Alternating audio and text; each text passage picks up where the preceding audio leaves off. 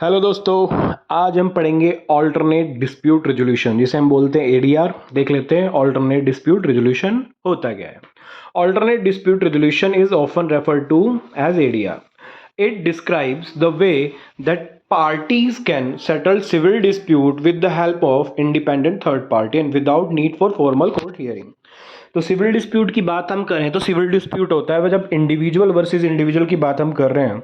जब मेरे को बी से कोई राइट क्लेम करना है तो मैं क्या करूंगा, उस राइट को कैसे क्लेम करूंगा, बाय वे ऑफ कोर्ट करूंगा। मैं कोर्ट में जाऊंगा, एक प्लेंट फाइल करूंगा, फिर उसके बाद जज साहब मेरे फेवर में या मेरे अगेंस्ट में डिक्री सुना देंगे।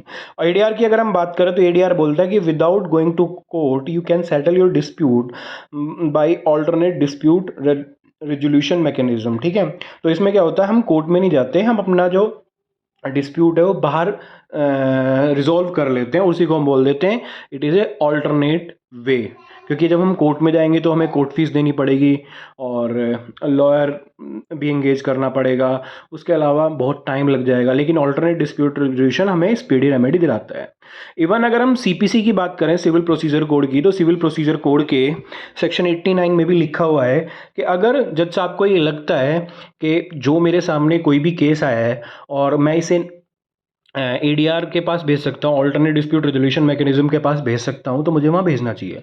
क्योंकि जज साहब को भी पता है कि एक अगर ट्रू जस्टिस प्रोवाइड कराना है तो एक लंबी प्रोसेस के बाद, एक लंबे टाइम के बाद ही मैं करवा पाऊंगा। जैसे प्लेंट, डब्ल्यूएस या डिक्री के टाइम में कम से कम लंबा टाइम लगता है, और इस कंडीशन में क्या होएगा, मैं अपने पास इसे ट्राई ना करके डायरेक्ट एडीआर मैकेनिज्म के पास भेज दूंगा। तो एडीआर मैकेनिज्म देख लेते हैं होता क्या है। तो एडीआर मैकेनिज्म की बात करें तो arbitration, conciliation, mediation, judicial settlement, लोक अदालत, ये एडीआर की बात करते हैं, ऑल्टरनेट डिस्प्यूट रेजोल्यूशन। अब देखो, ये चीजें कोर्ट एक तरफ है और एडीआर एक तरफ है। कोर्ट की अगर हम बात करें तो कोर्ट में तो एक पूरी की पूरी प्रोसीडिंग चलेगी, वहाँ प्लेंट, डब्ल्यूएस, सम्मन, डिक्री, इस सब में बहुत लंबा टाइम लगेगा। और देखा होगा हमने ज़्यादातर सिविल डिस्प्यूट में तो कभी कभी ऐसा होता है 20-20 साल लग जाते हैं। लेकिन मैं अगर आपको एक एग्जांपल बताऊं कि आर्बिट्रेशन एक्ट की सेक्शन 29A साफ साफ लिखा है उसमें कि कोई भी अगर डिस्प्यूट का रिजोल्व करना है ना, तो वहाँ लिमिटेशन पीरियड ही 12 महीने दिया हुआ है। तो मतलब कि अगर हम एडीआर में जाएंगे, ऑल्टरनेट डिस्प्यूट रेजोल्यूशन मैकेनिज्म के पास जाएंगे, तो हमें रेमेडी मिल जाएगी जल्दी। तो फास्ट रेमेडी लेने के लिए, without paying the formal court fees, without engaging the lawyer, if we have to get the remedy, तो हम कोर्ट न जाके कहाँ जाते हैं, एडीआर के पास। और इसी को हम बोल देते हैं ऑल्टरनेट डिस्प्यूट रेजोल्यूशन, और इसी के पार्ट है आर्बिट्रेशन, कॉन्सिलिएशन, मीडिएशन, लोक अदालत।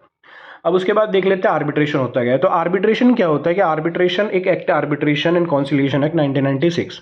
तो आर्बिट्रेशन एंड कॉन्सिलिएशन दो पार्टीज को राइट दे देता है कि अगर उन्हें लगता है कि कोई भी सिविल डिस्प्यूट है या कोई भी कमर्शियल डिस्प्यूट है जिसमें कोई डिस्प्यूट अराइज हो चुका है, अराइज होने वाला है। सपोज करो ए और बी के बीच में कोई कॉन्ट्रैक्ट है, ए बी से कॉन्ट्रैक्ट करता है कि आप मेरे को 10,000 बॉल्स की सप्लाई करोगे हर महीने।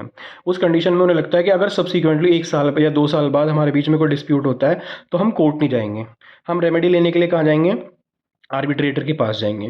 तो वो आर्बिट्रेटर हमें क्या करेगा, स्पीडी रिकवरी दिलवा लेगा। अब आर्बिट्रेटर का एक बेनिफिट ये भी होता है कि जो आर्बिट्रेटर पर्सन होता है वो कौन होता है, एक्सपर्ट पर्सन होता है। तो वो एक्सपर्ट पर्सन क्या करेगा, हमें स्पीडी रेमेडी दिला देगा। जो आर्बिट्रेटर जो भी अवार्ड देगा वो एज ए डिक्री एप्लीकेबल होंगे, और जो आर्बिट्रेटर के अवार्ड होते हैं उसी को हम बोल देते हैं डीम्ड डिक्री।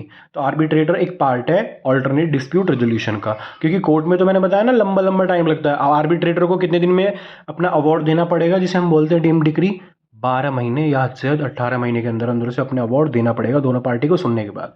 तो स्पीडी रेमेडी अगर हमें लेनी है ऑल्टरनेट डिस्प्यूट रेजोल्यूशन के थ्रू तो आर्बिट्रेशन से हम ले सकते हैं, लेकिन उसके लिए एक एग्रीमेंट चाहिए सेक्शन 7 के। कॉन्सिलिएशन में होता क्या है कि कॉन्सिलिएशन में दो पार्टी एक कॉन्सिलेटर अपॉइंट कर देती हैं।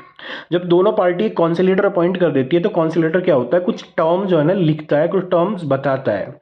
सपोज करो मेरे, अमित के और सुमित के बीच में कोई डिस्प्यूट हो गया। अब हम क्या करते हैं, हम अगर उस हमें रेमेडी चाहिए तो हम कहाँ जाएंगे, कोर्ट जाएंगे। लेकिन हम कोर्ट नहीं जाते, कि हम कॉन्सिलेटर अपॉइंट कर देते हैं। वो कॉन्सिलेटर क्या करेगा कि मेरी बात सुनेगा, फिर सुमित की बात सुनेगा, और वो कुछ टर्म जो है ना वो लिख देगा या हमको बताएगा। वो जो टर्म हमें लिख के यार जैसे भी बताएगा हमें वो, तो वो टर्म हमारे ऊपर बाध्य हो जाएंगी। तो उस कॉन्सिलेटर का काम क्या होएगा? कॉन्सिलेटर बेसिकली हमारे बीच में कॉन्सिलिएशन करवाता है, सुलह करवाता है।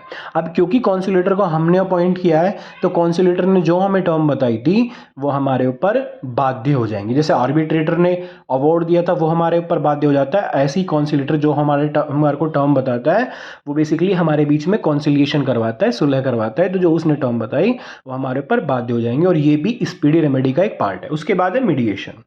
मीडिएशन की बात करें तो मीडिएशन हमारे यहाँ बहुत पुराने टाइम से चला आ रहा है। अगर मीडिएशन की बात करें तो मीडिएशन एक नेगोशिएशन का ही एक सब्सिक्वेंट पार्ट है। कैसे कि नेगोशिएशन में होता क्या है कि मेरा सपोज करो अमित का और सुमित का कोई डिस्प्यूट होता है, तो जरूरी नहीं है कि हम थर्ड पर्सन को अपॉइंट करें। हम क्या कर सकते हैं, हम बैठ के आपस में भी फैसला कर सकते हैं, और इसे हमें अलाउ भी करता है। ऑर्डर 23 अगर आप देखोगे तो वहाँ साफ साफ अलाउ करता है कि अगर दो पार्टी के बीच में कोई सिविल डिस्प्यूट है, कि जरूरी नहीं है वो थर्ड पर्सन को अपॉइंट करें, या जरूरी नहीं है वो कोर्ट में जाएंगे। अगर बैठ के वो खुद भी फैसला कर ले रहे हैं तो जो ठीक है, उनका फैसला हो गया। लेकिन कभी कभी होता क्या है कि उन इतनी इतनी मतलब कड़वाहट भर जाती है पार्टियों के बीच में, जैसे फैमिली मैटर वगैरह में, कि वो बात ही नहीं कर पाते। तो उस कंडीशन में एक पर्सन होता है, वो दोस्त भी हो सकता है, वो लॉयर भी हो सकता है, कोई भी XYZ पर्सन हो सकता है। वो क्या करता है, मीडिएशन करता है और एक पर्सन की बात दूसरे पर्सन तक पहुंचाता है। तो मीडिएटर क्या करता है, बेसिकली नेगोशिएशन में हेल्प करता है, और ये भी स्पीडी रेमेडी होती है अल्टरनेट डिस्प्यूट रेजोल्यूशन का। लोक अदालत की बात हम करें तो आप सबने देखा होगा, लोक अदालत ज़्यादातर शनिवार और इतवार को, सैटरडे और संडे को ज़्यादातर हर स्टेट्स की अदालत में, ये कोर्ट्स में लगती है।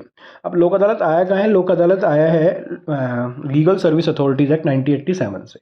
लोक अदालत जितने भी सिविल डिस्प्यूट है, जितने भी पर्सनल नेचर के क्रिमिनल डिस्प्यूट है, कंपाउंडेबल ऑफेंस जिसमें होता है, तो उसको सुनने का अधिकार लोक अदालत के पास है। लोक अदालत में कौन बंदा जा सकता है? तो जितने भी गरीब बंदे, जिनके पास, या जितने वुमेन्स या चिल्ड्रंस या लेबर, ये सब तबके के, या SC ST जो भी पर्सन होते हैं, तो सेक्शन 12 और सेक्शन 13 एलिजिबिलिटी बताता है लीगल सर्विस अथॉरिटी एक्ट का, कि कौन पर्सन लोक अदालत में जा सकता है। तो लोक अदालत क्या होता है? लोक अदालत भी स्पीडी रेमेडी लेने के लिए हमारे पास एक ऑल्टरनेट डिस्प्यूट रेजोल्यूशन का पार्ट है। तो मैं बता रहा हूँ, जितना भी हम ADR पढ़ रहे हैं, तो ADR कोर्ट से अलग कैसे है? ADR भी हमारे बीच में फैसला करा रहा है, कोर्ट भी हमारे बीच में फैसला करा रहे हैं। लेकिन ADR क्या होता है? ADR ऑल्टरनेट डिस्प्यूट रेजोल्यूशन, जिसमें आर्बिट्रेशन, कॉन्सिलिएशन, मीडिएशन, लोक अदालत, ये सब इन्वॉल्व होते हैं। ये सारे के सारा एक इनफॉर्मल होता है। इसमें क्या होता है कि हमें ज़्यादातर हमें कोर्ट में जाना नहीं पड़ता, हमें कोर्ट फीस देनी नहीं पड़ती, आराम से हम बैठ के फैसला कर सकते हैं। तो इसलिए हम बोल देते हैं this is the alternate way to get the settlement of any dispute without going to court, without paying court fees. ठीक है, इसलिए हम बोल देते हैं इसे alternate dispute resolution. Please subscribe my channel, please.